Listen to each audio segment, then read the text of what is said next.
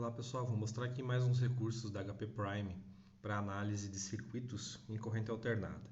Então aqui em Apps, em função, vocês podem adicionar as funções. No caso aqui F1 está representando a corrente e F2 representando a tensão. Inicialmente elas estão em fase, né? Ao pressionar plot nós já temos aqui as duas formas de onda, então, né? Mostrando em fase, que é a representação, o efeito de uma carga resistiva apenas. A gente pode voltar aqui em função, no caso em apps, e fazer a análise de potência também.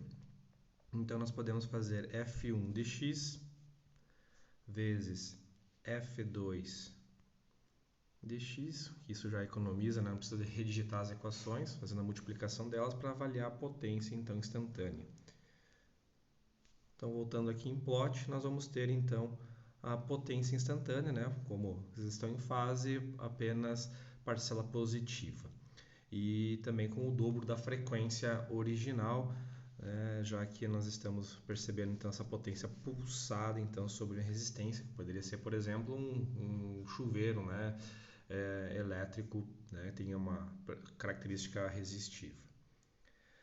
Se nós voltarmos aqui na função e adicionarmos uma fase, por exemplo, a corrente não estiver então em fase com a tensão, vamos colocar aqui uma defasagem de 90 graus, né? Então, mais 90 vezes π sobre 180, né? Já que nós estamos trabalhando aqui em radianos no nosso caso. Então, nós vamos aqui avaliar o plot e podemos perceber que nós temos agora a corrente está adiantada, então 90 graus. Então, se nós temos a corrente adiantada, quer dizer que nós estamos avaliando uma carga capacitiva, né? E o que aconteceu com a potência? A potência agora, ela continua tendo o dobro da frequência, mas ela tem parcela positiva e negativa. A área, né, média dessa forma de onda é zero. Isso dá um intuito à ideia da potência reativa, então, numa carga em corrente alternada. Do outro lado, se nós fizermos então a defasagem menos 90, a gente vai ter então a corrente então atrasada, e aí nós vamos ver então o efeito da corrente no indutor, né? Vai estar então provocando então também uma potência totalmente reativa. Vamos verificar aqui agora. Nós mudarmos aqui o ângulo para menos 90,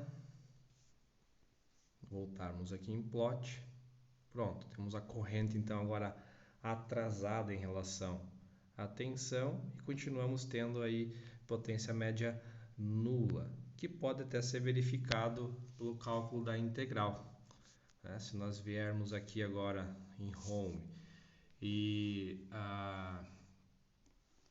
fazer o cálculo, né, pela integral, nesse caso aqui eu estou usando a frequência de 60 Hz, então vai ser 1 sobre o período, que dá 60 vezes a integral de 0 até o período, então até 1 sobre 60.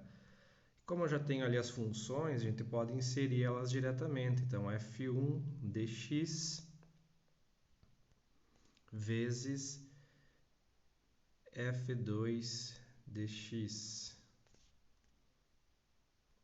A variável que nós vamos integrar é x.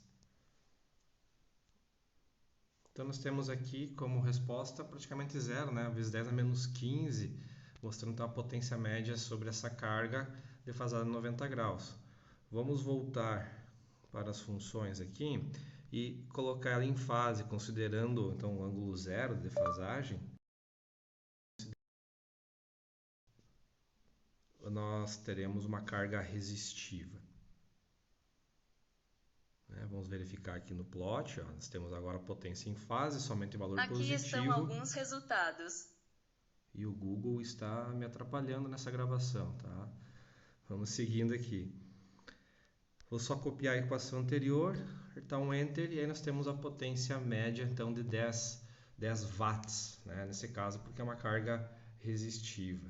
Tá? Então a gente pode avaliar para diversos valores de corrente, tensão, diversas defasagens, o efeito gráfico e calcular facilmente então a potência dessa forma, ok, pessoal? Espero ter contribuído um pouco aí com vocês. Até mais.